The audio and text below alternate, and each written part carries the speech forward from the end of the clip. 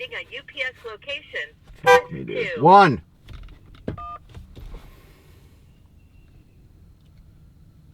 What a tracking scam, dude. Delivery information, or to hold a pack. Your call cannot be completed as dialed. Accessible via the UPS.com homepage. For more details about how The issues of automated customer service from UPS. Say your tracking number. I'm sorry. Please tell me your tracking number. It usually begins with a 1Z. Sorry, I didn't get that. Do you want to hear this again? Please say yes or no.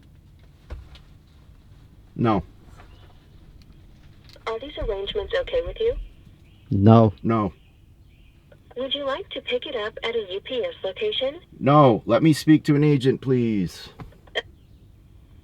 I'm sorry, I didn't get that. Agent. You can say, Customer service.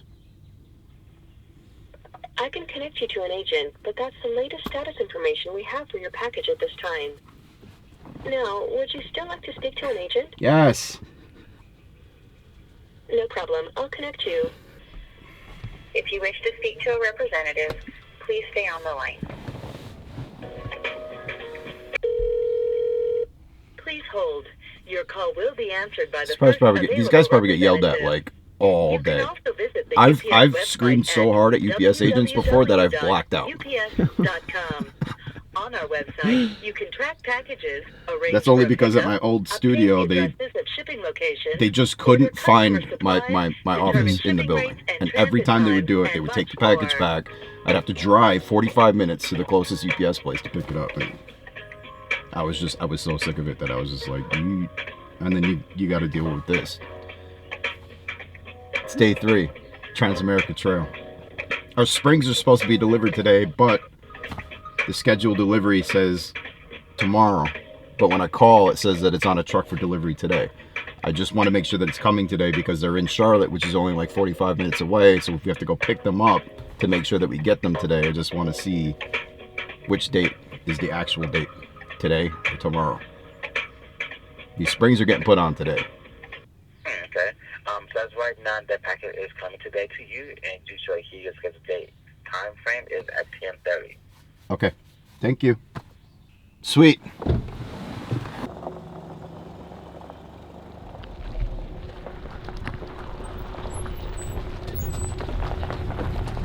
Why? What are you thinking? What are you thinking? You just want to run around in those fields? It's over there. What is that? What do you think, Frasco? What do you think? What do you think? Yeah.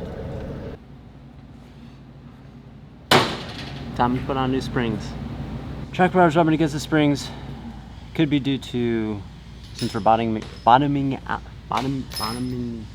could also be a couple of other issues from bottoming out that we probably need to solve. But new springs.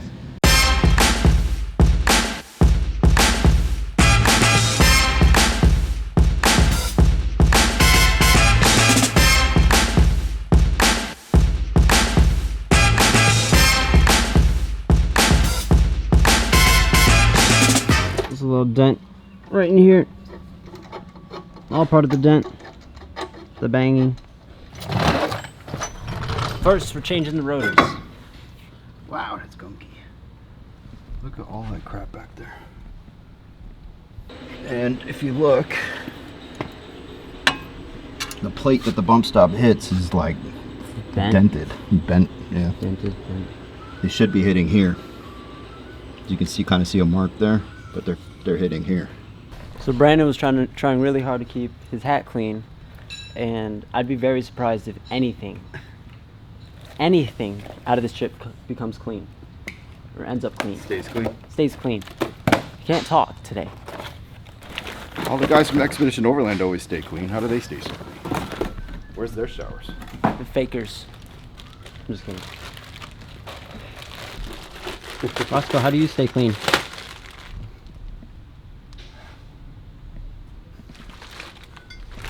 Roscoe kind of thinks he's in trouble. When we ask him questions, he just doesn't know.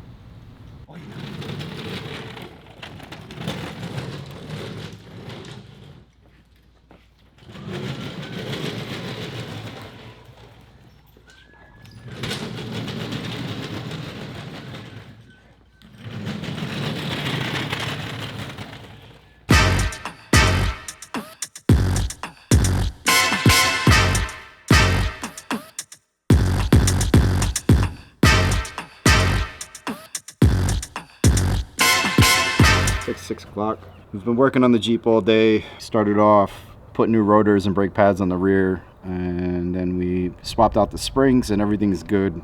It's actually sitting higher than we expected it to sit, so we shifted some weight around and moved some of the heavier stuff to the back. It's just about where we need it to be. We haven't tested it yet. It's been sitting in the garage all day, but pretty shot, pretty tired.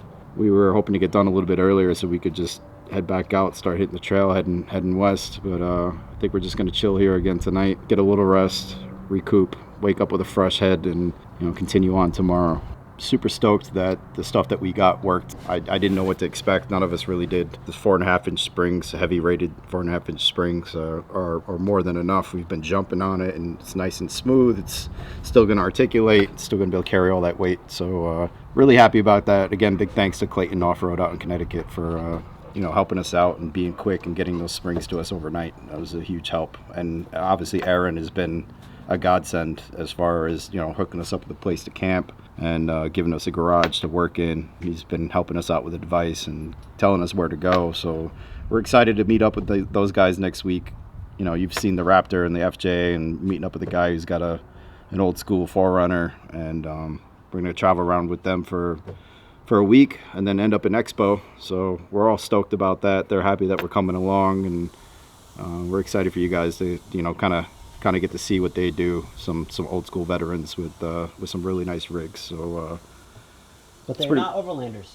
Yeah, so Aaron, as you heard, explains that he's not an overlander, that he does expeditions, that he has an endpoint, and that overlanders kind of consider the trip, the journey, they consider that the destination, and he says that the destination is the destination. And it's kind of a cool way to look at things.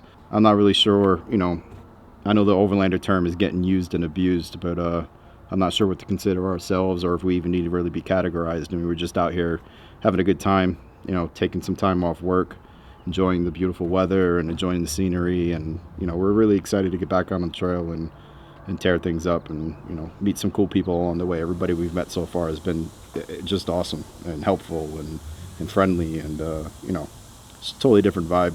Yeah, that's pretty much it. Thanks again for you guys tuning in, and sorry if you guys are finding this little break a little boring, but we're gonna get back out there and we're ready to go now. We're all prepared. We got everything we need, so going forward we should be good to go. Yeah, I forgot to mention the one thing that I run on. So the two things that I always eat was like eggs and bacon, and I run on peanut butter and jellies, because that was like my budget and it's cheap. And yeah, you've told me that before. I eat peanut that. butter jelly Peanut butter and jelly is like chocolate milk. I would eat eggs and bacon for breakfast, and then I would have two peanut butter and jellies for whenever I was hungry, and then if I was still up and I was hungry, I'd have a snack, maybe pretzels and peanut butter. But I like Jif. Is it Jif? Jif peanut butter. Actually, no, I don't care about peanut butter anymore. It's the jelly. Grape and strawberry jelly. Is there a certain brand? Does it have to be Welch's, or? I don't know. But I don't really care anymore. Food is food. I like peanut butter and jellies. I haven't had that in a while, because I could eat those all day, every day. I get the dollar bread from Aldi or Walmart. Peanut butter. I guess peanut butter is kind of expensive. Yeah, I mean, for the amount dude, if you're gonna do a peanut butter sandwich, it has to be on that little super fluffy white bread, like Wonder Bread. I've been liking butter bread. What is butter bread? It's like, it has butter in it or whatever. It's like it just has a little bit more flavor to it. It's like richer. Anyway, I also want to say that our internet, we're struggling a little bit with that. We're using the AT&T Mobley. Yeah, it's called the ZTE Mobley. We're using AT&T's service with it, but it plugs into the OBD2, the diagnostic sensor in your Jeep or car or whatever, and powers it up, and then it just pulls in whatever signal AT&T has at the time. It's been hit or miss. Sometimes it's super fast. Today it has not been fast. We're kind of in the middle of nowhere, so the videos that we're uploading have been taking a while today. unfortunately, we wanted to release the next video for today, which you're gonna see 2 days from now.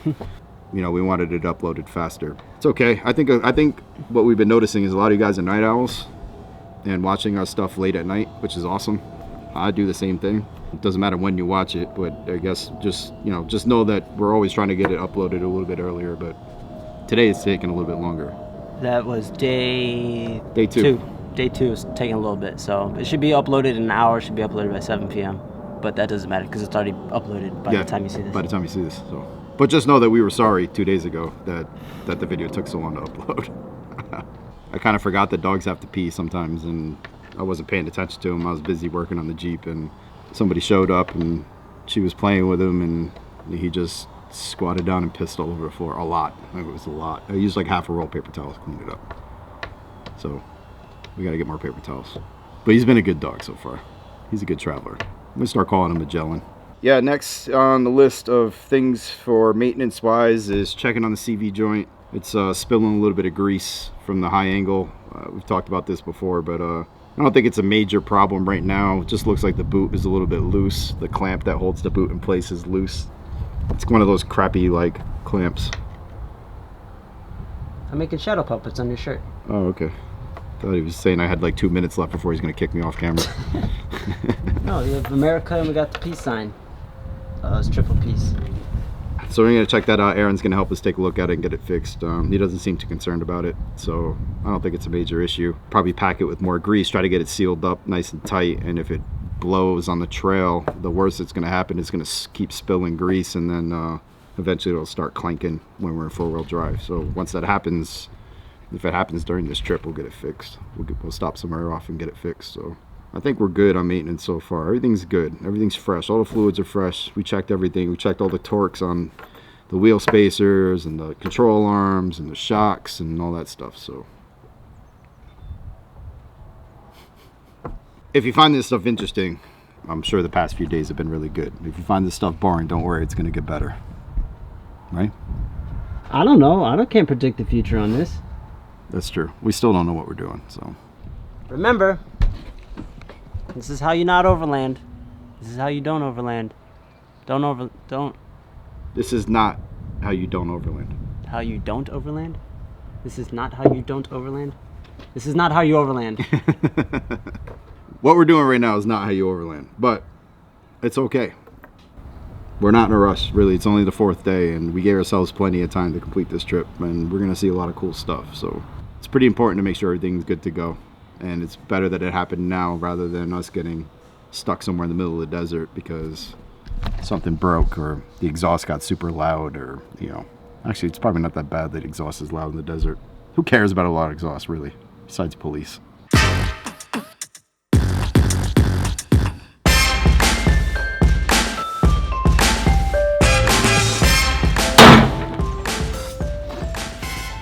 Brandon lost his wallet.